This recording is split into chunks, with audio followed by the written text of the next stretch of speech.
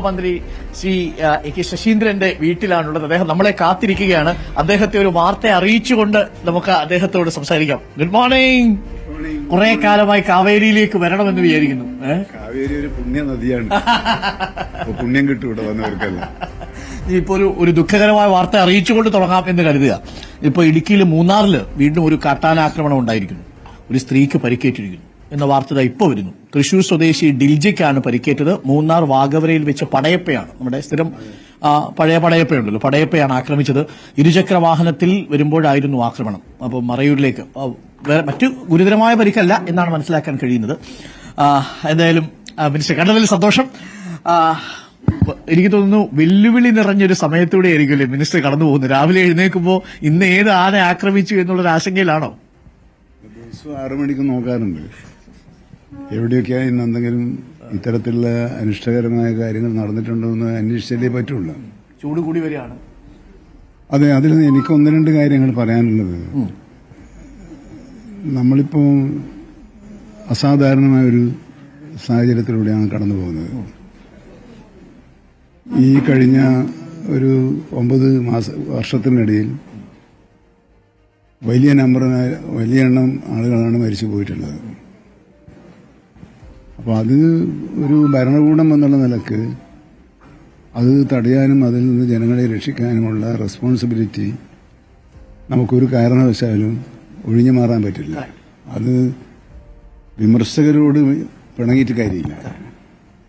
കാരണം അത് ജനങ്ങൾ പ്രതീക്ഷിക്കുന്നത് ഭരണകൂടത്തിന്റെ സംരക്ഷണം. ഒരു ഡിസാസ്റ്ററായി മാറി അല്ലേ? അതെ. അപ്പൊ ഇപ്പൊ ഒരു ദുരന്തമാണിത്. ആ ദുരന്തത്തെ ദുരന്തമായി കാണാൻ ദൗർഭാഗ്യവശാൽ കേന്ദ്ര ഗവൺമെന്റിന് കഴിയുന്നില്ല. ഇന്നലെ തന്നെ വ്യക്തമായി പാർലമെന്റിൽ പറഞ്ഞല്ലോ, നിയമം മാറ്റാൻ പറ്റില്ല. ബഹുമാനപ്പെട്ട വയനാട് MP വയനാട്ടിൽ വന്ന് പറഞ്ഞപ്പോഴും പറഞ്ഞു കേന്ദ്ര നിയമം മാറ്റാൻ ഒക്കില്ല. നമ്മളിതാണ് നേരത്തെ നിയമസഭ ഐക്യകണ്ഠേന പാസ്സാക്കിയ പ്രമേയത്തിലൂടെ നിയമം മാറ്റണം, നിയമത്തിൽ കാതലായ മാറ്റം വരുത്തണം. അത് ഈ കാര്യത്തിന് മാത്രമല്ല, 72-ലുണ്ടായ ഒരു നിയമമാണ്. ഏത് നിയമവും കാലോചിതമായ പരിഷ്കാരത്തിന് വിധേയമാകേണ്ടതുണ്ട്. അപ്പോൾ മാത്രമേ നമുക്ക് അന്ന് ആ കാലത്തെ വെല്ലുവിളികളെ നേരിടാൻ ഭരണഘടനയെ നിയമത്തെ പ്രാപ്തമാക്കുന്ന തരത്തിലുള്ള പരിഷ്കാരങ്ങൾ വേണമെന്നുള്ളതാണ് എന്റെ വ്യക്തിപരമായ അഭിപ്രായം. പൊതുസമൂഹം അത് അംഗീകരിക്കുന്ന ഒരു അഭിപ്രായമാണെന്നാണ് എനിക്ക് തോന്നുന്നത്. അതിലാർക്കും സംശയമില്ല മിനിസ്റ്റർ. കാരണം 72-ലെ ഒരു നിയമം ഇത്ര വർഷം കഴിഞ്ഞിട്ടും അതിന്റെ ഉദ്ദേശം പരമാവധി സാധ്യമാക്കിയിട്ടും ഇപ്പോൾ എണ്ണം കൂടി, വലിപ്പം കൂടി, വന്യമൃഗ സംരക്ഷണം ഉണ്ടായി, ആ എക്കോളജി ആ രീതിയിൽ പ്രൊട്ടക്ട് ചെയ്യപ്പെടുന്നു. ലോകമെങ്ങും മാറ്റം സംഭവിച്ചു ഇത്തരം നിയമങ്ങളിൽ. അല്ല, അത് മാത്രമല്ല, 72-ൽ ഈ നിയമം കൊണ്ടൊരുടയായ ഒരു സാഹചര്യം എന്ന് പറഞ്ഞാൽ കാടിന്റെ വിസ്തൃതി കുറയുന്നു, വന്യമൃഗങ്ങൾ വ്യാപകമായി വേട്ടയാടപ്പെടുന്നു. അത് നമ്മുടെ എക്കോസിസ്റ്റത്തെ പ്രതികൂലമായി ബാധിക്കുമെന്നതുകൊണ്ടാണ് സാർവദേശീയ ധാരണയുടെ അടിസ്ഥാനത്തിൽ ഇത്തരം നിയമങ്ങൾ ഉണ്ടാക്കിയത്. അത് ആ കാലത്ത് പ്രസക്തമായിരുന്നു. എന്നാൽ ഇത്രയും ദീർഘമേറിയ വർഷത്തിനിടയിൽ കേരളം ആ പ്രോമിസുകൾ പാലിച്ചിട്ടുണ്ട്. നമുക്ക് ഇന്ത്യയിൽ ഏറ്റവും കൂടുതൽ വനഭൂമി ഉള്ള ഒരു സംസ്ഥാനം നമ്മളതാണ്. 29%. ദേശീയ ശരാശരിയേക്കാൾ, ശരാശരിയല്ല, അതിനേക്കാൾ 30%, 29 പോയിന്റ് സംതിങ് ആണ്. 30% വനം പ്രൊട്ടക്ട് ചെയ്തൊരു സംസ്ഥാനമാണിത്. അതുപോലെ തന്നെ വന്യജീവികളെ പ്രൊട്ടക്ട് ചെയ്ത സംസ്ഥാനമാണിത്. മറ്റൊന്ന് ഒരു വ്യത്യാസം, നമ്മുടെ വനമേഖലയോട് ചേർന്നാണ് ജനങ്ങൾ സെറ്റിൽമെന്റുകളുള്ളത്. എന്നാൽ മറ്റ് സംസ്ഥാനങ്ങളിൽ അതൊരു പ്രശ്നമല്ല. കാരണം അവർക്ക് സെറ്റിൽമെന്റുകളിൽ അപൂർവമേ ഉള്ളൂ. അപ്പോൾ അങ്ങനെയുള്ളൊരു സംസ്ഥാനങ്ങളുടെ സ്ഥിതിവിവര കണക്കുകളുടെ അടിസ്ഥാനത്തിൽ കേരളം ഉന്നയിക്കുന്ന ഈ ആവശ്യത്തോട് നെഗറ്റീവായി പെരുമാറുന്നതിനെ സംബന്ധിച്ചുള്ള ഉത്കണ്ഠകൾ ദൗർഭാഗ്യവശാൽ കേരളത്തിൽ നിന്നും ഉയർന്നു വരുന്നില്ല. അതാണ് എന്റെയൊക്കെ ആവിലാതിയാണ്. അതായത് കേന്ദ്രം ഈ നിയമം മാറ്റുന്നില്ല, അതൊരു പ്രധാനപ്പെട്ട വെല്ലുവിളിയാണെന്ന് ജനങ്ങളെ ബോധ്യപ്പെടുത്താൻ പ്രതിപക്ഷമോ മാധ്യമങ്ങളോ തയ്യാറാകുന്നില്ല. അങ്ങനെയാണോ എന്ന് വേണമെങ്കിൽ ഞാൻ അടിവരയിടാം. ഓക്കെ, ശരി.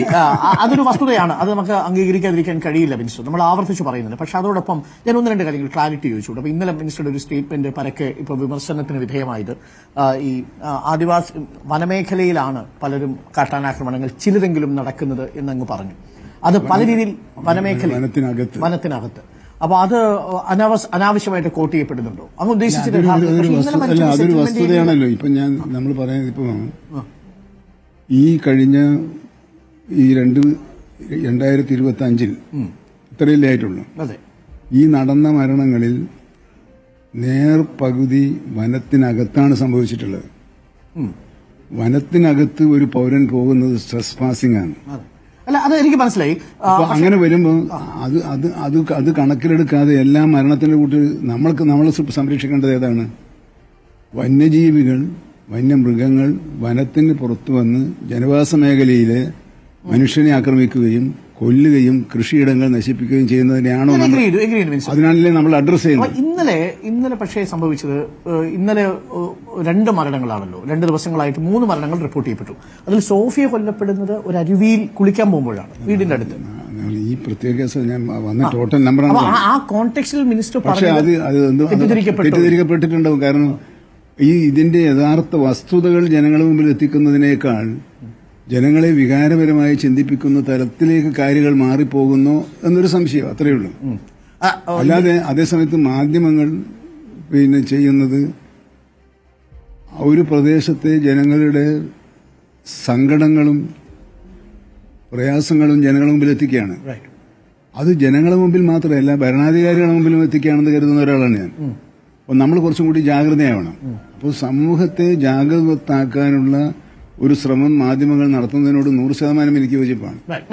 എന്നാൽ അതേസമയം നമ്മൾ ഇതിന്റെ യഥാർത്ഥ വസ്തുതകൾ ജനങ്ങളെ ബോധ്യപ്പെടുത്തുന്ന തരത്തിലേക്ക് കാര്യങ്ങൾ പോകുന്നില്ല. ഞാൻ സ്ട്രൈറ്റ് ആയിട്ട് ചോദിക്കട്ടെ, ഞങ്ങളൊരു അന്വേഷണം നടത്തിയപ്പോൾ അന്വേഷണം പാതി വഴിയിലാണ്. അത് ഞങ്ങൾക്ക് മനസ്സിലായ ഒരു കാര്യം, പല വനംവകുപ്പ് ഉദ്യോഗസ്ഥർക്കും പ്രവർത്തിക്കാൻ കഴിയാത്ത വിധത്തിലൊരു ഫണ്ടിന്റെ ക്രഞ്ചുണ്ട് എന്നാണ്. അഥവാ സാമ്പത്തിക സ്ഥിതി ഒട്ടും തൃപ്തികരമല്ല വനംവകുപ്പിൽ.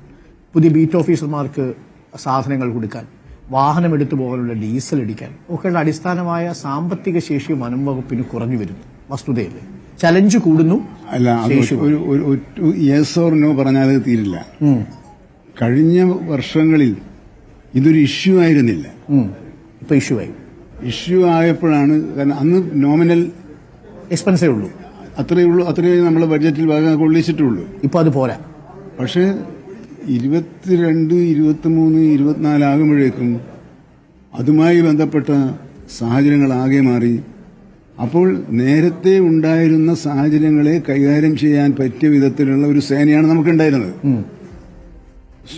തീർച്ചയായും താങ്കൾ പറഞ്ഞതുപോലെ ഇപ്പോൾ അസാധാരണമായ ഒരു സാഹചര്യം ഉണ്ടായിരിക്കുന്നു.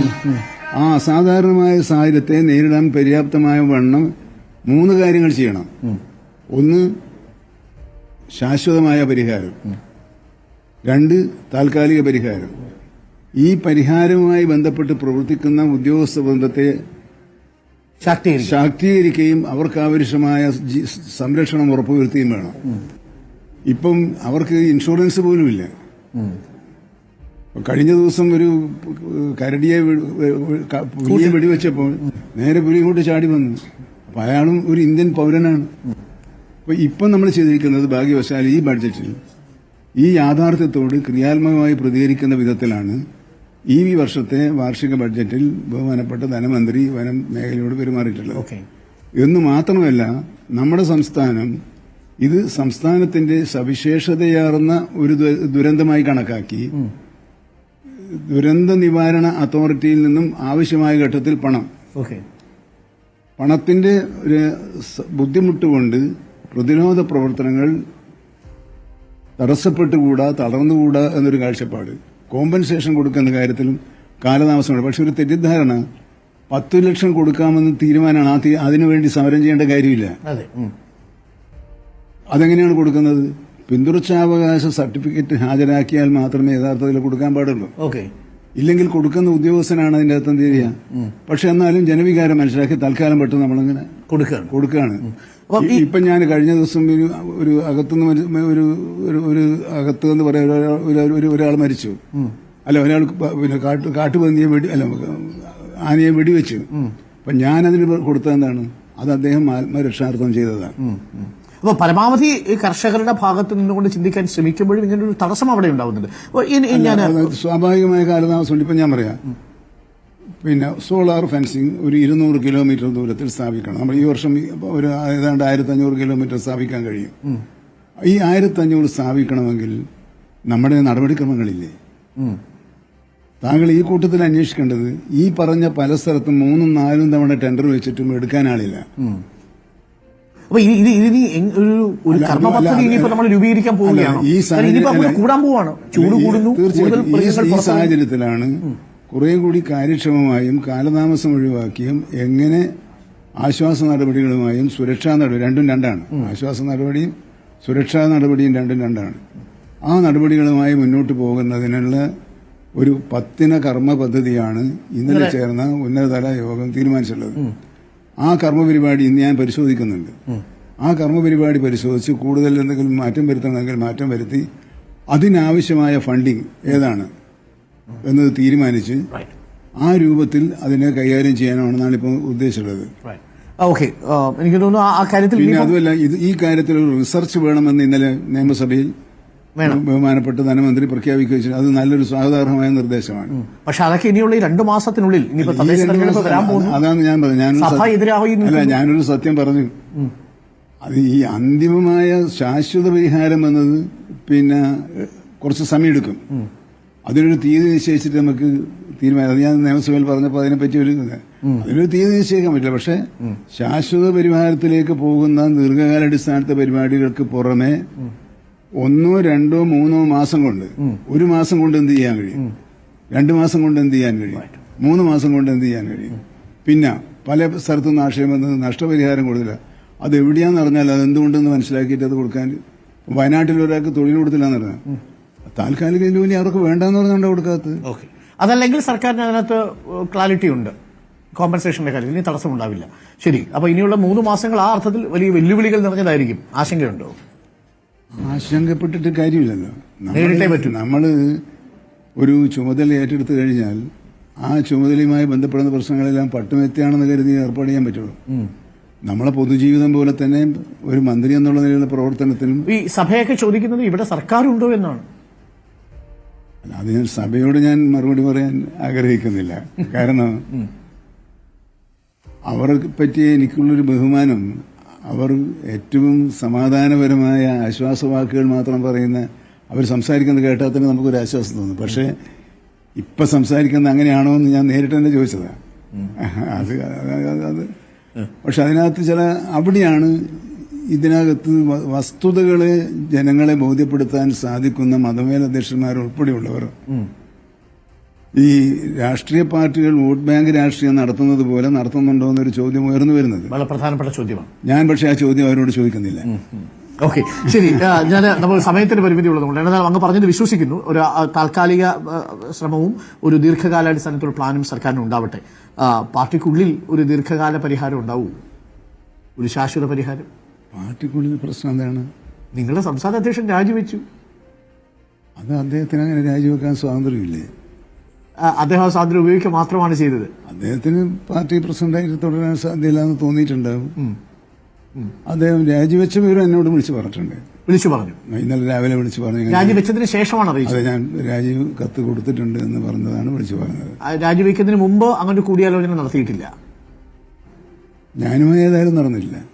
മറ്റാരെങ്കിലുമായിട്ട് നടന്നിട്ടുണ്ടോ എന്ന് അറിയുകയുമില്ല. അതങ്ങനെ എനിക്ക് അന്വേഷിക്കേണ്ട കാര്യം. അന്ന് തോമസ് കെ തോമസിനെ നിർദ്ദേശിച്ചു എന്ന് കേട്ടു. അല്ലല്ല, ഞാനങ്ങനെ നിർദ്ദേശിക്കാറില്ല. അതാണ് എന്നെ അറിയാത്തതുകൊണ്ടാണ്. എന്നെ അറിയുന്നവരാരും അങ്ങനെ പറയാം. ഞാൻ ഇതെല്ലാം തീരുമാനിക്കേണ്ടത് ഞാനല്ല എന്നുള്ള പാർട്ടിയാണ്. ഇക്കാര്യം ഞങ്ങളെ പാർട്ടിയെ സംബന്ധിച്ചിടത്തോളം ദേശീയ നേതൃത്വമാണ്. നാളെ ആ ദേശീയ പ്രസിഡന്റ് അധ്യക്ഷൻ ശരത് പവാർ ആരെയാണോ പ്രസിഡന്റായി ഇവിടെ നിയോഗിക്കുന്നത് ആ വ്യക്തിയോട് 100% സഹകരണം ഉറപ്പു പറയാനേ ഞാനിപ്പോൾ ഉള്ളൂ. ഈ തോമസ് കെ തോമസ് അതിന് യോഗ്യനാണ്. എല്ലാവരും യോഗ്യന്മാരല്ലേ. ഇതിനകത്ത് വലിയ യോഗ്യതാ സർട്ടിഫിക്കറ്റ് ഒന്നുമില്ല. പൊതുജീവിതത്തിലെ പരിചയം, അനുഭവം, ഇതൊക്കെയാണല്ലോ ഒരാളെ നേതാവാക്കിയ ആളെ പിന്നെ പരീക്ഷിച്ച് നോക്കിയാലല്ലേ. ഈ പി സി ചക്കോ രാജിവെച്ചതിനോടുള്ള അങ്ങയുടെ വ്യക്തിപരമായ അഭിപ്രായം എന്താണ്? അദ്ദേഹം കുറേയും കൂടി ഡെമോക്രാറ്റ് ആവേണ്ടതായിരുന്നു. കുറെ കൂടി കേൾക്കണമായിരുന്നു പ്രവർത്തകരെയും. ഇതാണ് ചെയ്യേണ്ടതെന്നുള്ളൊരു കുറെ കൂടി സീനിയർ നേതാക്കന്മാരോടെങ്കിലും ചെയ്യുന്നതായിരുന്നു. അങ്ങനെ ഒരു ശൈലിയായിരുന്നു നല്ലത്. അദ്ദേഹം ഇതിൽ നിന്ന് വ്യതിചലിക്കുന്നത് മറ്റെന്തെങ്കിലും രാഷ്ട്രീയ താല്പര്യങ്ങൾ കൊണ്ടാണെന്ന് എപ്പോഴെങ്കിലും തോന്നിയിട്ടുണ്ടോ? അങ്ങനെ എനിക്ക് തോന്നില്ല. കാരണം അദ്ദേഹത്തിന് ഒരു ഇടതുപക്ഷ രാഷ്ട്രീയത്തിന് അപ്പുറമുള്ള രാഷ്ട്രീയത്തിലേക്ക് ഇന്നത്തെ കേരള സാഹചര്യത്തിൽ മുമ്പോട്ട് പോകാൻ കഴിയുമെന്ന് ഞാൻ വിചാരിക്കുന്നില്ല. അദ്ദേഹം അങ്ങനെ പോകുമെന്നും ഞാൻ കരുതുന്നില്ല.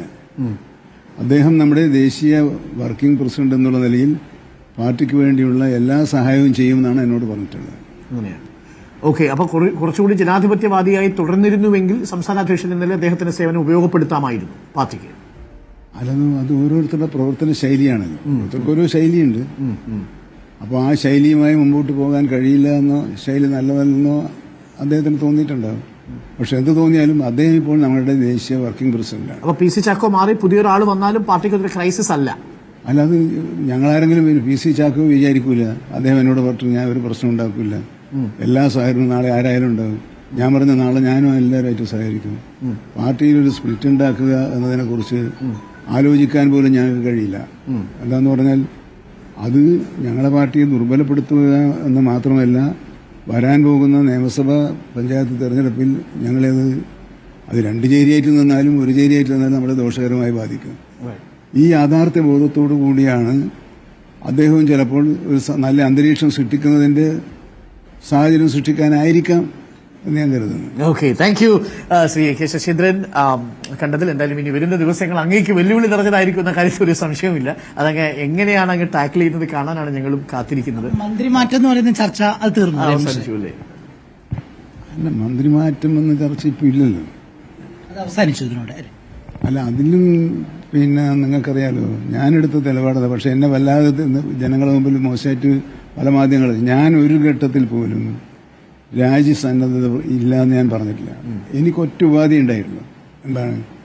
മന്ത്രിസഭയിൽ പാർട്ടി പ്രതിനിധി ഉണ്ടാകണം. ഞാൻ പോയാൽ പകരം ഒരാളെങ്കിലും വരണം പാർട്ടി മന്ത്രിസഭയ്ക്ക്. കാരണം ഞങ്ങളുടെ പാർട്ടിക്ക് വളരെ അപൂർവമായി മാത്രം കിട്ടുന്ന ഒരു ഭാഗ്യമാണത്.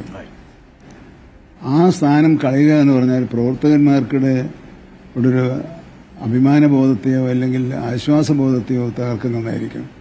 ഞാൻ ബഹുമാനപ്പെട്ട ദേശീയ പ്രസിഡന്റ് പവാർജിയോട് പറഞ്ഞാൽ അങ്ങ് എപ്പോൾ പറഞ്ഞാലും രാജിവെക്കാൻ ഞാൻ തയ്യാറാണ്. പക്ഷേ you please make it sure that there will be our nominee K Thomas. Okay, നിലവിൽ കെ ശശീന്ദ്രനെ രാജിവെപ്പിക്കാൻ നടന്നവർ സ്വയം രാജിവെച്ചു പോകുന്നൊരു അവസ്ഥ ഉണ്ടായത് എങ്ങനെയാണ് കാണുന്നത്? ഒരു ഐറണിയാണോ ഇത്? അല്ല, അങ്ങനെ ഒരു കളിയാക്കാൻ ഞാൻ ഉദ്ദേശിക്കുന്നില്ല. Okay, thank you Shri K Saseendran. Thank you, thanks a lot. അപ്പോൾ എന്തായാലും കാര്യങ്ങൾ ഉഷാറായി നടക്കട്ടെ. എന്തായാലും പത്രക്കട്ടികകളൊക്കെ ഉണ്ട് അദ്ദേഹത്തിന് മുമ്പിൽ. വന്യജീവി ആക്രമണം സർക്കാർ രാജിവെക്കണമെന്ന് ബിഷപ്പുമാരൊക്കെ ആവശ്യപ്പെട്ടതിനോടാണ് അദ്ദേഹം പ്രതികരിച്ചത്. നേരത്തെ ആ രീതിയിൽ സംസാരിക്കാനില്ല എന്നാണ് പറഞ്ഞത് അല്ലേ ബിഷപ്പുമാരോട്? അല്ല, അത് ഞാനൊരിക്കൽ ചോദിച്ചതാണ്. ഏതെങ്കിലും ഈ കാര്യം മാത്രമല്ല, ഏതെങ്കിലും ഒരു വിഷയത്തിൽ മന്ത്രി രാജിവെക്കുക എന്നത് പ്രശ്നപരിഹാരമല്ല, രാഷ്ട്രീയ ആവശ്യമാണ്. Okay. Thank you, Minister. Thanks a lot.